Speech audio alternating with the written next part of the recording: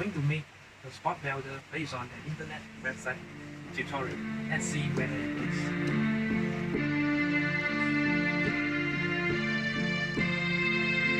This circuit is based on one website which is contributed by Mr. K.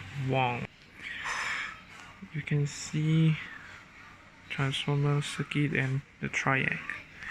I find that the triac. Hi there, this is a microwave oven transformer. If you take a closer look over here, you can see that this is the primary coil, secondary coil, and if you see in between here and here, there's some soft iron core lamination. Okay, so this is actually an EI configuration microwave oven transformer. If the primary generates magnetic flux, in terms of magnetic reluctances, they actually, this path is a way for magnetic to go here.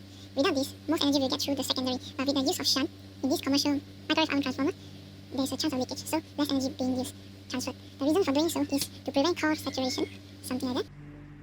Right now, I'm going to remove the secondary coil from this transformer.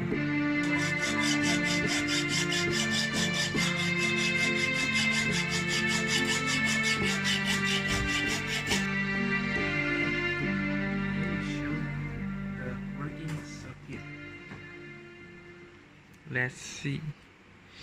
Here you can see all the circuits are being wired completely, and here we have the oscilloscope. Let's have a look. Right now I'm going to press the switches by 12 volt, okay, to simulate a sine wave. Let's see. Yeah. As you can see over here. Yeah, if you hold it for long, you'll be spamming. Right now I realized that it was quite hard to take it out, the secondary side. So what I'm going to do is to actually cut both ends of the secondary and use drill and tapping to tap them out. Let's see if this method works. Here you can see the secondary coil is quite hard to remove. Took me around half day to remove them. Right now I'm going to wind the secondary coil for the transformer. Hi there, I just disassembled the metal shunt because the secondary wire is actually too thick to be inserted into this slot.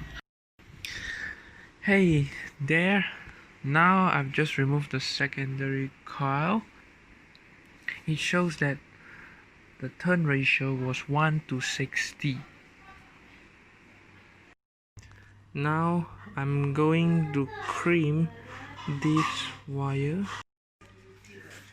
Now I'm going to make a platform for the spot welder. Hi, this is the assembled photo of the DIY spot welder.